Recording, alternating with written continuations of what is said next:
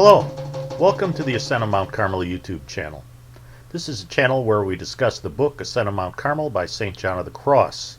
We break it down chapter by chapter. Today we're on the second book, the 22nd chapter.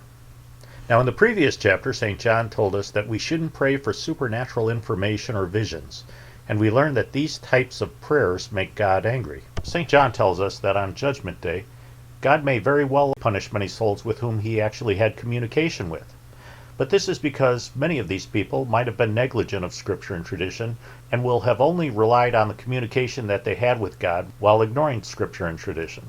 Many will say to me in that day, Lord, Lord, have not we prophesied in thy name, and cast out devils in thy name, and done many miracles in thy name? And then I will profess to them, I never knew you. Depart from me, you that work iniquity. Scripture gives us the example of Balaam, to whom God spoke, but God also reproved him.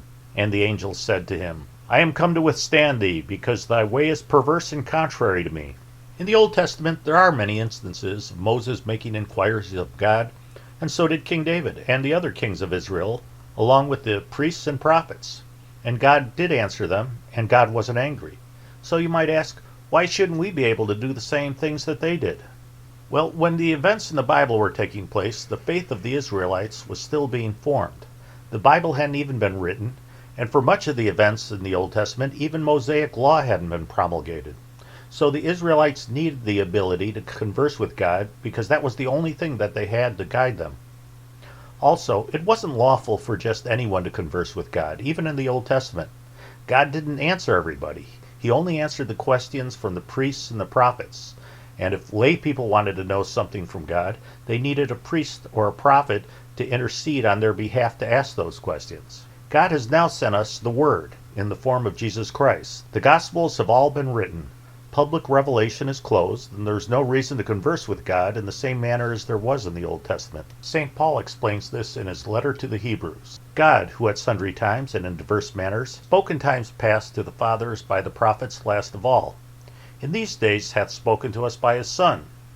So St. Paul is telling us that now that public revelation is closed, and God has nothing more to reveal to us, well, whoever desires to receive knowledge or visions in a supernatural manner is in effect finding fault with God for not having given us complete information from his Son.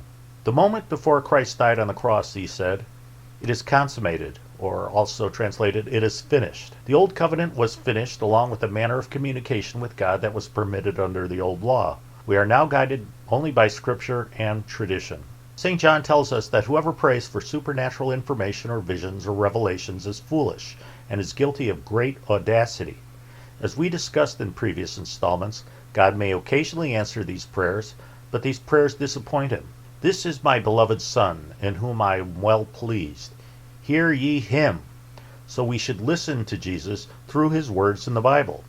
It's in the Bible that we will find the most secret mysteries and the wisdom of God which are hidden in Jesus. These treasures of wisdom are more sublime, delectable, and profitable than any knowledge we might pray for.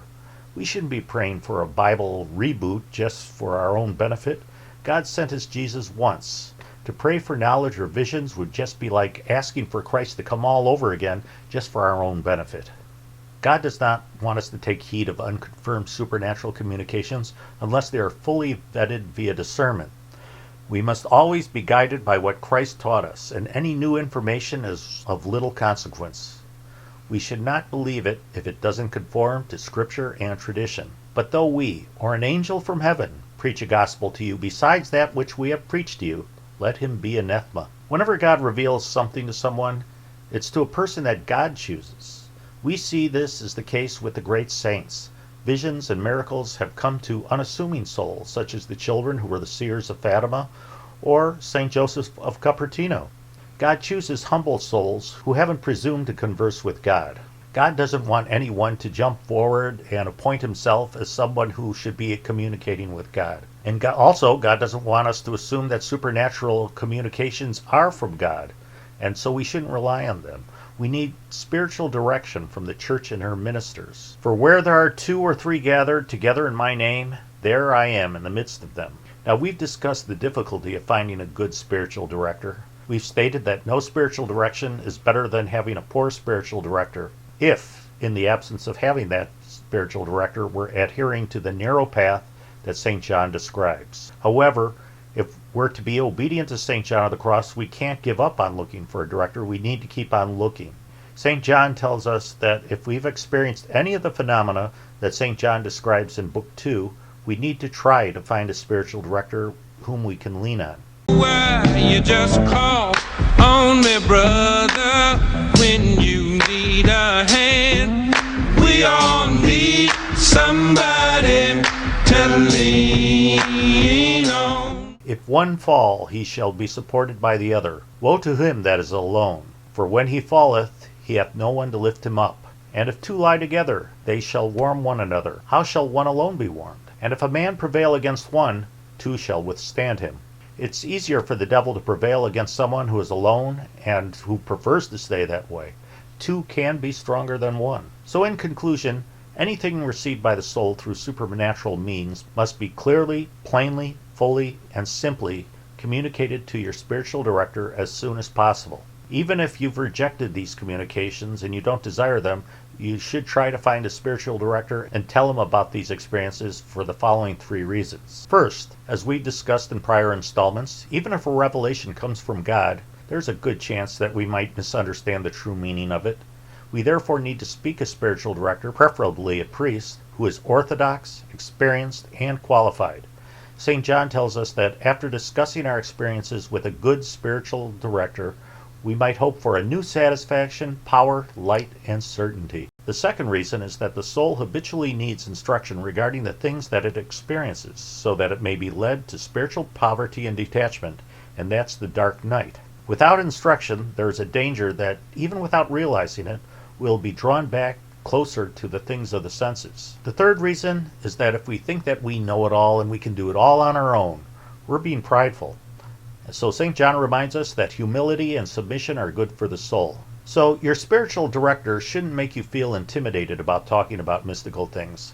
However, a good spiritual director will also continually remind you that these things don't make you special, and that there are many people who have never experienced these things before who might have made significantly greater progress than you or me. So a spiritual director should be guiding us to humility, detachment, and the dark night of faith. Well, I hope you enjoyed this installment. We'll be back in about a week for another one.